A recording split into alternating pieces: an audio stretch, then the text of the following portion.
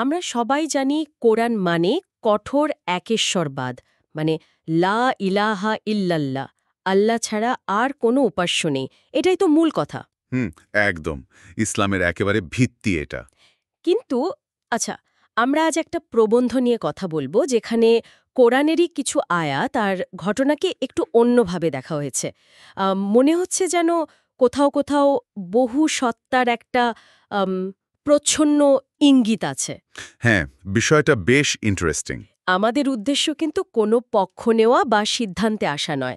আমরা শুধু এই আপাত মানে জটিল বা সাংঘর্ষিক মানে হওয়া বিষয়গুলো একটু বোঝার চেষ্টা করব নিরপেক্ষভাবে।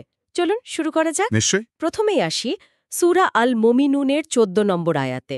আয়াতটা হল ফাত্তাবারাকাল্লাহু আহসানুল খালিকিন, মানে অতএব বরকতময় আল্লাহ, যিনি সর্বোত্তম স্রষ্টা।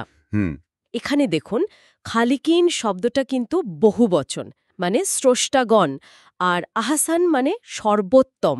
তো ভাষাগতভাবে যদি দেখি, মানে একাধিক স্রষ্টা না থাকলে সর্বোত্তম স্রষ্টা কথাটা কি অর্থপূর্ণ হয়? ঠিক। পয়েন্টটাই এখানে। মানে ভাষাগত দিক থেকে দেখলে তুলনাটা তখনই আসে যখন একাধিক সত্তা থাকে, তাই না? হ্যাঁ। কিন্তু এই কথাটা আবার কোরআনের অন্য অনেক আয়াতের সাথে, যেমন ধরুন সূরা জুমার বা সূরা ফাতির, যেখানে একদম পরিষ্কার করে বলা হচ্ছে যে আল্লাহই একমাত্র স্রষ্টা, মানে তিনি ছাড়া আর কোনো স্রষ্টা নেই, সেটার সাথে ঠিক মেলে না। তাহলে যদি আল্লাহই একমাত্র স্রষ্টা হন, তাহলে সর্বোত্তম স্রষ্টা বলার দরকারটা কি পড়ল? এইখানেই ব্যাখ্যাগুলো আসে। একটা প্রচলিত ব্যাখ্যা আছে। হ্যাঁ, শুনেছি যে মানুষ বা ফেরেশতাদেরও তো সীমিত অর্থে, মানে কিছু বানানোর ক্ষমতা আছে সেই অর্থে। ঠিক, বলা হয় যে মানুষ যেমন শিল্পকর্ম বানায় বা ধরুন কোনো কিছু নির্মাণ করে, সেই অর্থে তারাও একরকম স্রষ্টা, আর আল্লাহ হচ্ছেন তাদের সবার মধ্যে সেরা। আচ্ছা। কিন্তু এই যুক্তিতে মানে একটু সমস্যা আছে। আল্লাহর সৃষ্টি করা মানে একেবারে শূন্য থেকে কিছু বানানো, আর মানুষের কিছু তৈরি করা, এই দুটো কি আদৌ এক জিনিস? না, তা তো নয়। একদমই না। আল্লাহর সৃষ্টির যে ধারণা, তার সাথে মানুষের এই কারিগরি ক্ষমতা বা নির্মাণের তুলনা করাটা আ, ইসলামী ধর্মতত্ত্বের মূলনীতির সাথে ঠিক যায় না। আর তাছাড়া তাওহীদের মূল কথাই তো হলো আল্লাহর একত্ব, তার কোনো তুলনা হয় না। ঠিক। কারোর সাথে তুলনা করাই তো শিরক। ঠিক তাই। সুতরাং আল্লাহর সাথে অন্য কারো সৃষ্টির তুলনা করে তাকে সর্বোত্তম বলাটা, এই ব্যাখ্যাটা অনেকের কাছেই তাওহীদের ধারণাকে যেন একটু মানে দুর্বল করে দেয়। বুঝলাম।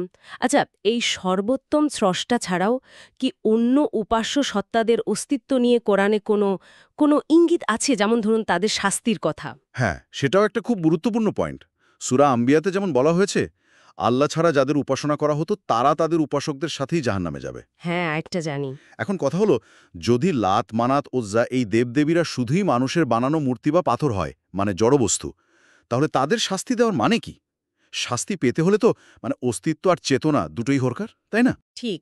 জড় বস্তুর তো শাস্তি হতে পারে না। তার মানে কি, এই যে ওই সত্তাগুলোর মূর্তির পেছনে আসলেই কোনো সচেতন অস্তিত্ব ছিল? আয়াতের সরল অর্থ কিন্তু সেদিকেই ইঙ্গিত করে। দেখুন, আরেকটা উদাহরণ দেই। সূরা মায়দা থেকে। ঈসা বা যিশুকে যখন জিজ্ঞেস করা হবে তিনি নিজেকে উপাসনা করতে বলেছিলেন কি না, হ্যাঁ, তিনি অস্বীকার করবেন। ঠিক, আর সেজন্য তাকে দোষীও করা হবে না। এর মানেটা কি দাঁড়ায়? এর মানেটা দাঁড়ায় যে সত্তাগুলো উপাসনা চেয়েছিল বা উপাসনা পেয়ে আপত্তি করেনি, তারাই দোষী, তারাই শাস্তি পাবে। এটা তো তাদের সচেতন অস্তিত্ব আর ইচ্ছাশক্তিটাই মেনে নেয়, তাই না? হুম, যুক্তিটা বেশ জোরালো।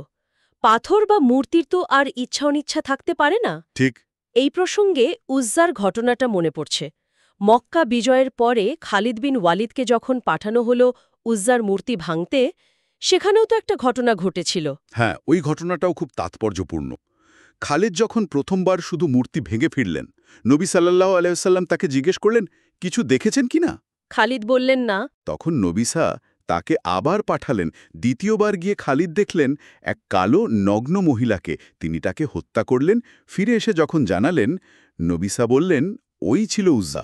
তার মানে উজ্জাকে এখানে নিছক একটা মূর্তি হিসেবে দেখানো হচ্ছে না। একদমই না, বরং এক বাস্তব জীবন্ত সত্তা হিসেবে দেখানো হচ্ছে, যাকে শেষ পর্যন্ত হত্যা করা হলো। তাহলে এই সবগুলো বিষয়ে, মানে আহসানুল খালিকিন, অন্য উপাস্যদের শাস্তি, উজ্জার ঘটনা, এগুলোকে একসাথে দেখলে কি মনে হয় এটা কি ইসলামের যে মূল একেশ্বরবাদী বার্তা তার সাথে সরাসরি বিরোধ তৈরি করে? সরাসরি বিরোধ বলাটা হয়তো ঠিক হবে না, তবে এটা অবশ্যই একটা জটিল চিত্র তুলে ধরে। কিছু গবেষক মনে করেন এই বিষয়গুলো হয়তো ইসলামের একদম শুরুর দিকের মাক্কি যুগের ধর্মতাত্ত্বিক অবস্থানের একটা ছায়া বহন করছে। মাক্কি যুগের কিভাবে? দেখুন, মক্কার পরিবেশটা ছিল বহুত্ববাদী, তাই না? সেখানে অনেক দেবদেবীর উপাসনা হতো।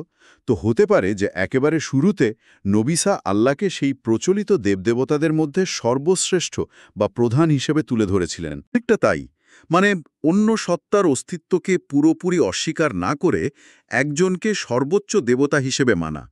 এটা ঠিক বহু ঈশ্বরবাদও নয়, আবার পরবর্তীকালের কঠোর একেশ্বরবাদও নয়। একটা মধ্যবর্তী নীলায় আর কি। ঐতিহাসিক যে শয়তানের আয়াত বা সেইটানিক ভার্সেস বিতর্ক, সেটাও কি এই দিকে ইঙ্গিত করে? হ্যাঁ, ওই বিতর্কিত ঘটনাটাকেও, যদিও এর সত্যতা নিয়ে প্রচুর প্রশ্ন আছে, কেউ কেউ এভাবেই ব্যাখ্যা করেন যে এটা হয়তো তখনকার বহুত্ববাদী পরিবেশের সাথে একটা আপসের চেষ্টা ছিল। তবে আবারও বলছি, মূলধারার ইসলামে এটা স্বীকৃত নয়। হুম। কিন্তু যেটা স্পষ্ট দেখা যায় সেটা হলো মদিনায় যখন ইসলামী রাষ্ট্র প্রতিষ্ঠিত হলো, রাজনৈতিক ক্ষমতা এলো, তখন কোরআনের ভাষ্য আরও কঠোর, আরও একাট্টা হয়ে গেল। আল্লাহ তখন আর তুলনামূলকভাবে শ্রেষ্ঠ নন। তিনি তখন একমাত্র, অদ্বিতীয়, সার্বভৌম সত্তা। অন্য কোনো সত্তার বা আপসের কোনো জায়গায় আর রইল না।